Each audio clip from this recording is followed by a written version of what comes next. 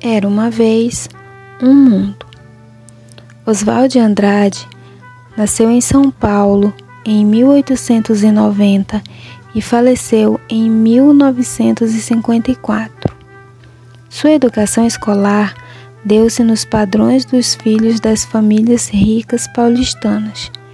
Estudou na Faculdade de Direito do Largo de São Francisco. Suas várias viagens à Europa lhe acrescentaram uma bagagem de conhecimentos, que, somado à sua erudição, fizeram com que despontasse como intelectual. Essa amplitude cultural dava-lhe destaque, pois trazia as novidades culturais da Europa para o Brasil.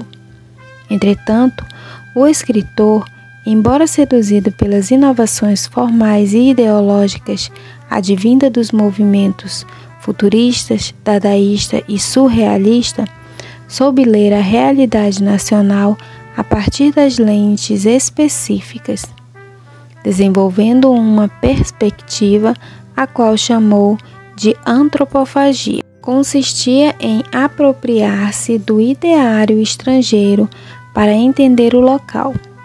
Essa apropriação dar-se-ia a partir de um processo contínuo e ininterrupto de dependência e autonomia, enfatizando-se a interação do Brasil, a liberdade estrangeira e, simultaneamente, destacando a sua especificidade. Oswald de Andrade era irônico e gozador.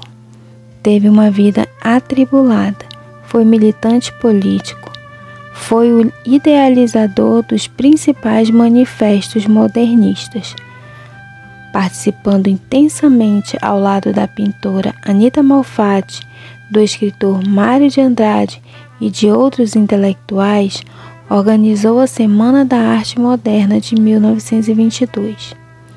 Em 18 de março de 1924, lançou um dos mais importantes manifestos do modernismo, o Modernismo Pau-Brasil, publicado no Correio da Manhã.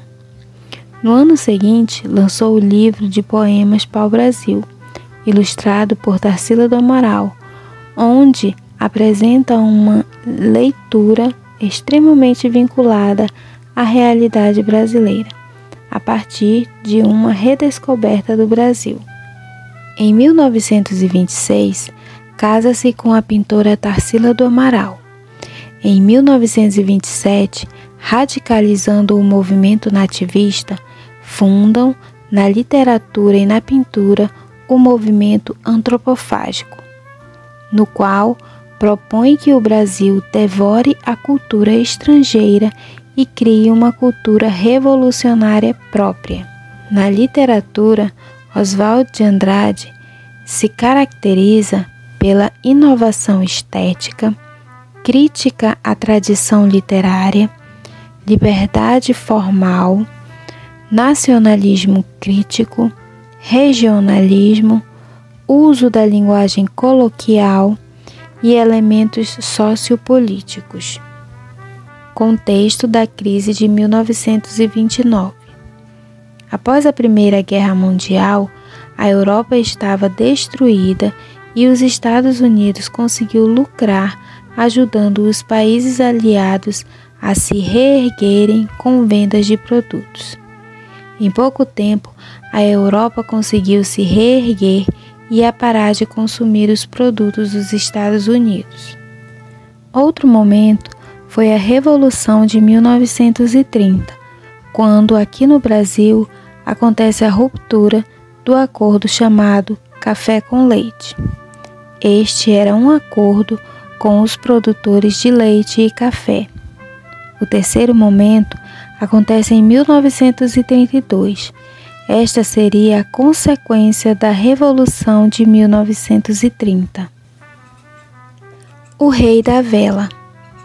A peça foi escrita em 1933 e publicada por volta de 1937. Porém, foi aos palcos somente no ano de 1967, no Teatro Oficina de São Paulo, sob a direção de José Celso Martinez. estreou em 29 de setembro de 1967 como manifesto satírico e insurgente contra as relações de poder no capitalismo e na posição de subserviência do Brasil na geopolítica internacional. Gênero dramático, considerado o primeiro texto modernista para o teatro, dividido em 3 atos. O pano de fundo da obra é a decadência dos latifúndios, fazendeiros de café da época, no interior de São Paulo, decorrente da crise da Bolsa de Valores de Nova York em 1929. A obra também tece críticas à tradição com a família e a propriedade, revela o mau caratismo e a ânsia pelo poder, pelo sexo e pelo dinheiro dessa decadente família de fazendeiros. Mostra a fragilidade das relações familiares, permeada pela hipocrisia e a individualidade. O capital fica acima de tudo. Ao notar sua decadência, essa família alia-se à burguesia, uma metáfora ao Brasil que se vende ao estrangeiro. O título tem a ver com um homem chamado Abelardo I, novo rico, dono de uma fábrica de velas que também é um agiota, e tenta ascender socialmente através do casamento com uma moça chamada Heloísa de Lesbos, de uma família aristocrática em decadência, que deseja reverter essa situação. As pessoas penhoravam seus bens em troca de empréstimos no escritório de Abelardo I e perdiam suas almas, pois muitos tiravam suas próprias vidas, imersas no desespero de perder o que tinha, e no velório ou em suas orações utilizavam as velas da fábrica do avarento.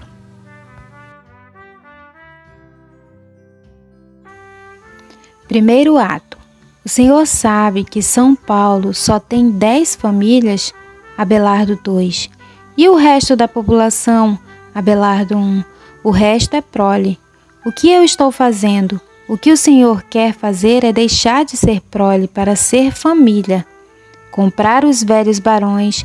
Isso até parece teatro do século XIX, mas no Brasil ainda é novo. A primeira cena se passa no escritório de Abelardo I. O cenário assemelha-se a um zoológico. Os devedores estão enjaulados e Abelardo II, empregado de Abelardo I, estala um chicote como se domasse animais enjaulados. Abelardo I é um burguês que representa a burguesia ascendente da época. Seu oportunismo está intimamente ligado à crise da Bolsa de 1929, o que lhe permite todo tipo de especulação. Abelardo I é um agiota. Sua caracterização como rei da vela é de ironia significativa.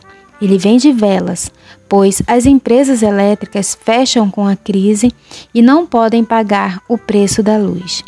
Simboliza o resíduo religioso de um país feudal, como também o costume popular de colocar uma vela na mão de cada defunto. Assim, Abelardo herda o tostão de cada morto. Segundo ato. Se passa em uma ilha tropical, na Baía de Guanabara, Rio de Janeiro, onde se encontram Abelardo I, a família de Heloísa e Mr. Jones. As situações encontram-se em torno da economia cafeeira nacional em crise, da industrialização que estava se iniciando, da perversão sexual entre as personagens, das ideias fascistas e da arrogância das famílias tradicionais cafeeiras. Oswald de Andrade mostra os sinais da decadência da aristocracia rural com as personagens da família de Heloísa. Dona Cesarina mostra-se francamente flertando com Abelardo I, futuro genro. O mesmo acerta encontro sexual com Dona Poloca, uma virgem sexagenária, tia de Heloísa. Totó Fruta do Conde, o irmão homossexual, rouba o amante da irmã. Miguelão, turco assassino. Perdigoto, outro irmão, bêbado e jogador, é um fascista indecente que planeja organizar uma milícia patriótica para conter colonos descontentes. Ideia que encontra total apoio em Abelardo I, pois dessa forma manterá a ordem social de que depende sua riqueza. O terceiro ato acontece no escritório Abelardo e Abelardo, com Abelardo I lamentando sua falência. Com um revólver na mão, vira-se para os espectadores, declara que eles assistirão a um final digno de dramalhão, o suicídio no terceiro ato. Sem conseguir concluir o ato, o protagonista pede ajuda a Ponto, auxiliar de cena, mas ele se recusa a ajudá-lo. As cortinas se fecham e ouvem-se salvas de canhões e um grito de mulher. Quando a cortina reabre, Abelardo I está caído sobre uma cadeira de rodas e Heloísa se deita em uma maca. Abelardo II entra em cena com roupa de ladrão e assume o estado de herdeiro dos negócios de agiota e noivo de Heloísa. Abelardo II tenta presenteá-lo com o socialismo. Abelardo I conclui que a burguesia está condenada a partir do momento que o proletário se unir para tomar o poder, mas que até lá o casamento burguês e aristocracia continuará servindo ao capital estrangeiro. Na alusão que precede a morte de Abelardo I, ele ouve sinos. O suicida pede uma vela e seu desejo de morrer é atendido.